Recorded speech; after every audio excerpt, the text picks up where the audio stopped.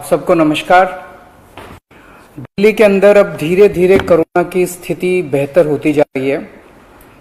उसी को देखते हुए पिछले हफ्ते से हम लोगों ने अनलॉक करने की प्रक्रिया शुरू की थी। ये ज़रूरी है कि अगर कोरोना की स्थिति बेहतर हो रही है तो अर्थव्यवस्था को वापस पटरी पे लाना भी बहुत ज़रूरी है। पिछले हफ्ते हमने कंस्ट्रक्शन वर्कर्स और फैक्ट्री, ये दो सेक्टर्स खोले थे। पिछले एक हफ्ते से कंस्ट्रक्शन एक्टिविटीज़ और फैक्ट्री दोनों खुले हुए हैं, लेकिन कोरोना की स्थिति अभी कंट्रोल में है। पिछले 24 घंटे में लगभग 400 के करीब केस आए हैं। 500 से भी कम हो गए अब केसेस।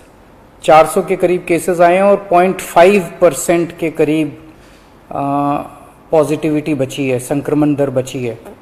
तो स्थिति काफ़ी कंट्रोल में है और भगवान करे ऐसे ही कंट्रोल में रहे। तो ये वाला जो लॉकडाउन पिछले हफ्ते ऐलान किया था वो सोमवार को सुबह 5 बजे तक है। उसके आगे भी लॉकडाउन जारी रहेगा, लेकिन काफ़ी सारी और एक्टिविटीज़ में रियायत दी जा रही है, उनको खोला जा रहा है।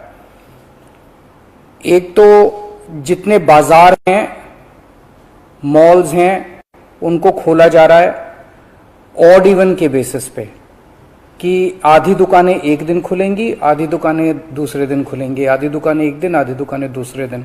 10 बजे से सुबह 10 बजे से शाम को 8 बजे तक दुकान नंबर के हिसाब से, ऑड इवन के हिसाब से दुकानें खोली जाएंगी। दूसरा, जितने दिल्ली में सरकारी दफ्तर हैं, उन सरकारी दफ्तरों में ग्रुप ए ऑफिसर्स जो हैं वो 100% काम करेंगे और ग्रुप बाकी उसके नीचे वाले जो हैं वो 50% काम करेंगे। लेकिन जो एसेंशियल सर्विसेज में काम करने वाले कर्मचारी हैं वो 100% काम करेंगे और हर एचओडी डिसाइड करेगा कि किसको एसेंशियल सर्विस कहना है और किसको 50% करना है और किसको 100% करना है।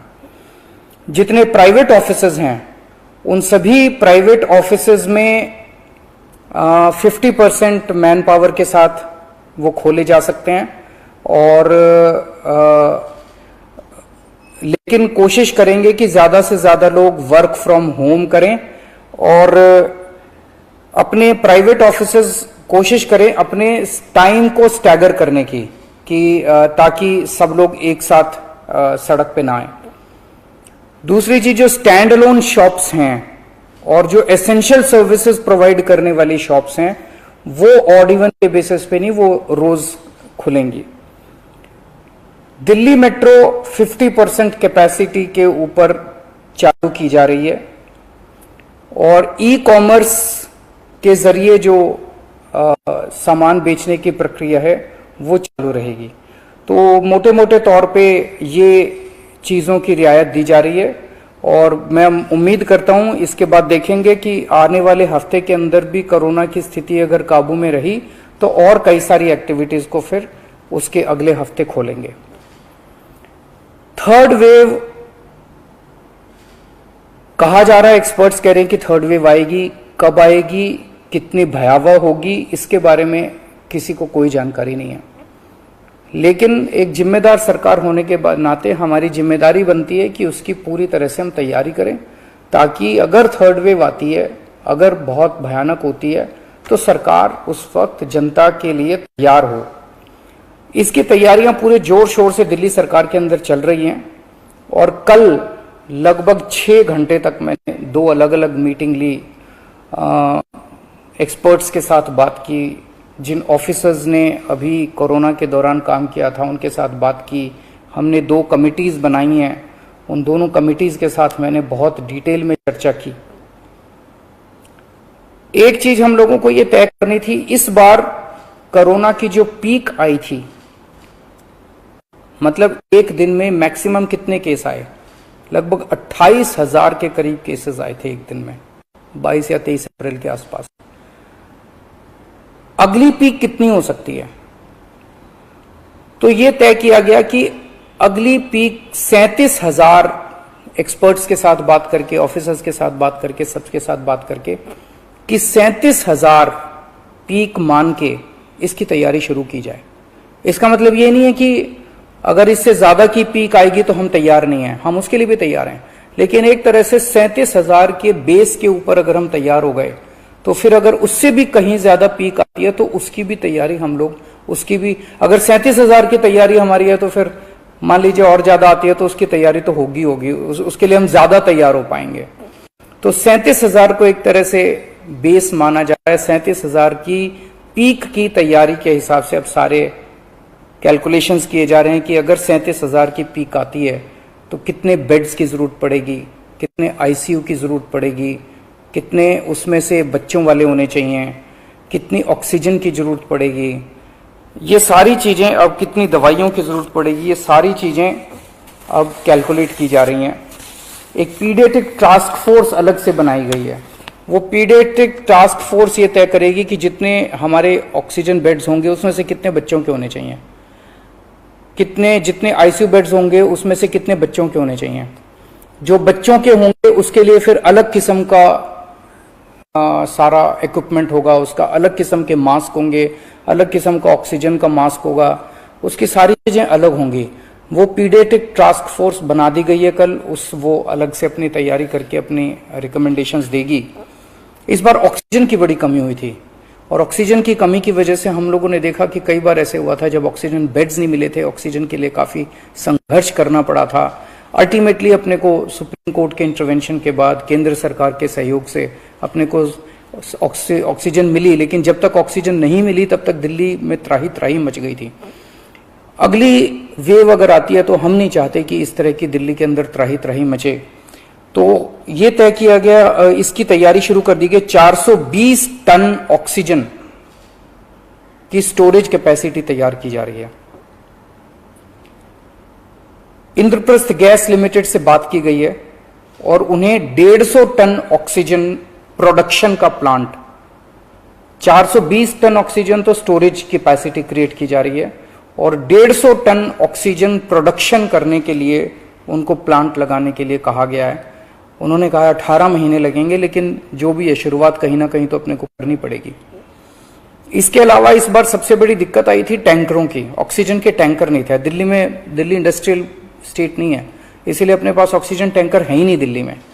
तो 25 ऑक्सीजन टैंकर्स खरीदे जा रहे हैं ताकि अगर इस तरह की दिक्कत आए ऑक्सीजन की तो हमारे पास अपने टैंकर होने चाहिए।